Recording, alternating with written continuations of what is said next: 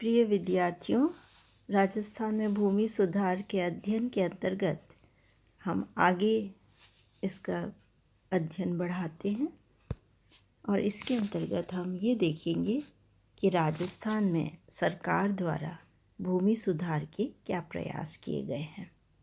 इसको पहले समझ लें हम कि भूमि सुधारों के अंतर्गत भूमि से संबंधित कानूनों तथा प्रथाओं के परिवर्तन शामिल किए जाते हैं और ये सरकार द्वारा आरंभ किए जाते हैं तथा सरकार के प्रयास से इनका कार्यान्वयन होता है। तो हम जो ये राजस्थान में भूमि सुधार के प्रयास का अध्ययन कर रहे हैं वो पूरी तरह से सरकारी प्रयासों से इसका तात्पर्य है। इसमें मुख्यतः काश्तकारों का शोषण समाप्त करने तथा भूमि का पुनर्वितरण करने, उनको जो काश्तकारी कर रहे थे और इनके द्वारा गरीबी उन्मूलन पर बल दिया जाता है। आगे हम राजस्थान में सरकार द्वारा किए गए भूमि सुधार के प्रयासों का अध्ययन करेंगे और इसके अंतर्गत जैसा पहले हमने देखा था अनेक वर्गों में इनको विभाजित किया गया था, वर्गीकरण किया गया था, जिसमें पहला था मध्यस्थों का अंत, दूसरा था काश्तकारी सुधार, तीसरा था सीमांकन सीमा निर्धारण, चौथा था कृषि का पुनर्गठन। तो सबसे पहले हम पहला जो बिंदु हमने लिया था प्रयासों के अंतर्गत, पहला जो प्रकार लिया था वो था मध्यस्थों का अंत, उसका अध्ययन करेंगे।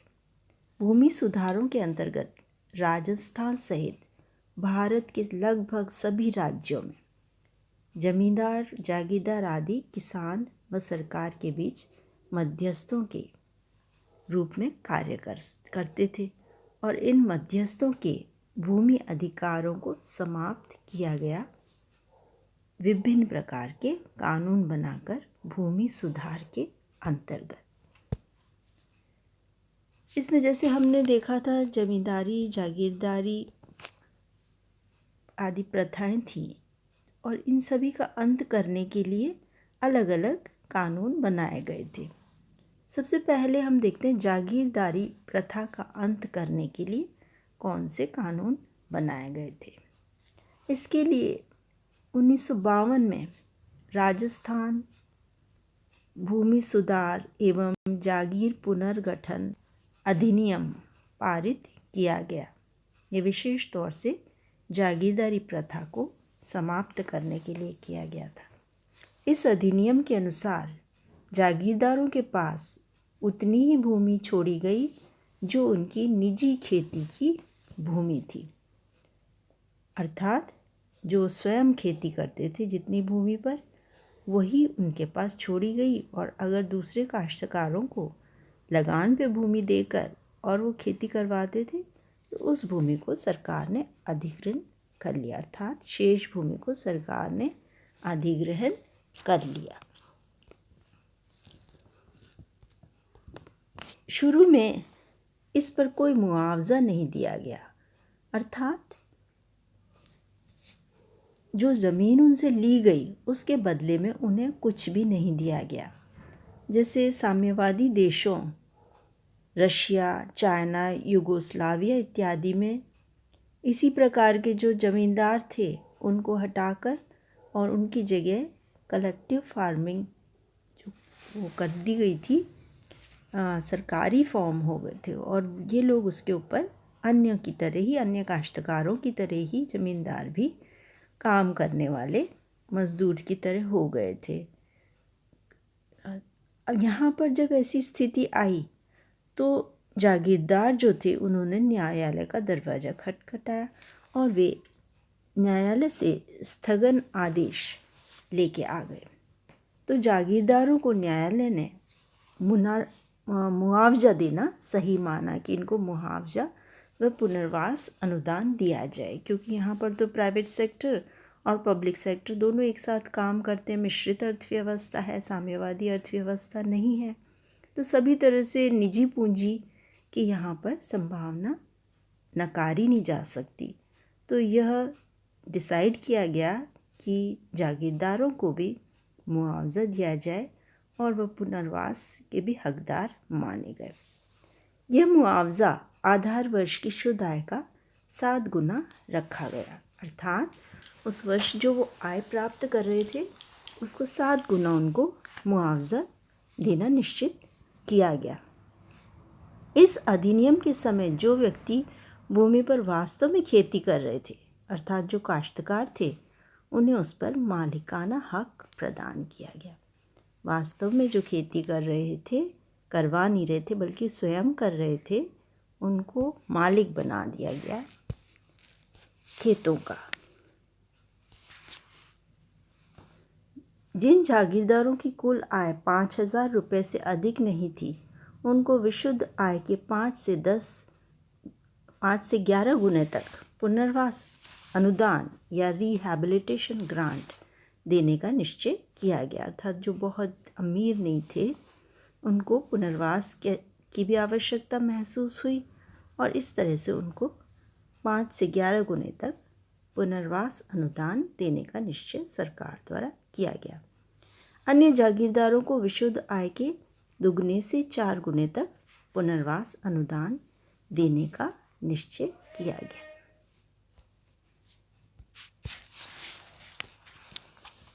धार्मिक जागीरें जो थी उनका पुनर्ग्रहण इसमें शामिल नहीं किया गया था, तो 1959 में उसे किया गया। धार्मिक जागीरों का पुनर्ग्रहण का कार्य 1959 में किया गया और अब राज्य में धार्मिक व गैर धार्मिक सभी जागीरों के पुनर्ग्रहण का कार्य संपन्न किया जा चुका है। पुनर्ग्रहण की प्रत्यक्ष लागत 1971 में आंकी गई थी, जो लगभग 51.3 करोड़ आंकी गई थी। इसमें क्या क्या चीज़ें शामिल थी? जैसा हमने देखा, मुआवजा था, पुनर्वास अनुदान था, ब्याज 2.5% की दर से 15 समान किश्तों में ये पैसा चुकाया जाना था, तो इन पर जो ब्याज लगा वो शामिल था, किश्तों का भुगतान शामिल था और जो पेंशन दी गई थी वह भी इसके अंदर शामिल थी। जो वहाँ कार्य कर रहे थे उनको पेंशन दी गई थी, मज़दूरों इत्यादि को, तो वो भी इसके अंदर शामिल थी। इनके अतिरिक्त भी राज्य को कुछ खर्च करना पड़ा है। जागीर अधिनियम में कई बार संशोधन भी किए गए। दूसरी प्रथा है जमींदारी व बिस्वेदारी प्रथा। जब पहली बार 1952 में कानून बना तो सरकार इनके बारे में भूल गई थी और ये अभी भी वैसे ही मध्यस्थ बने रहे। 1952 में सिर्फ जागीरदारों के लिए ही कानून सरकार बना पाई थी। इस प्रथा का अंत करने के लिए 1 नवंबर 1959 में राजस्थान जमींदारी व बिस्वेदारी उन्मूलन अधिनियम 1959 लागू किया गया।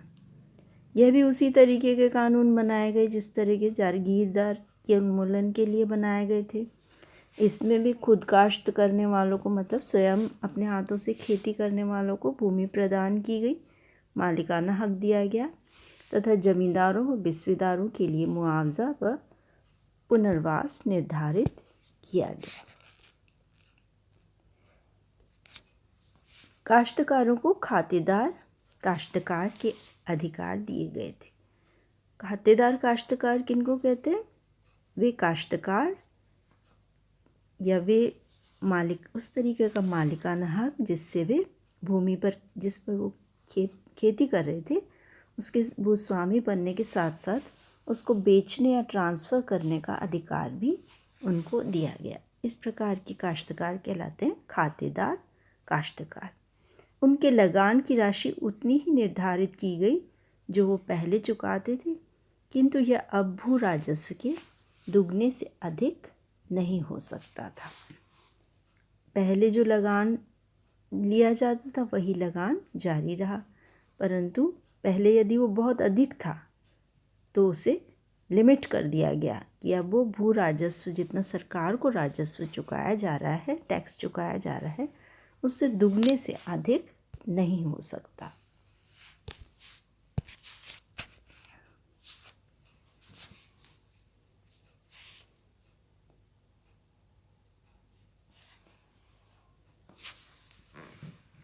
तीसरा टाइप है जो अधिनियम बने, वो है शेष बची सामंती व्यवस्थाओं का अंत।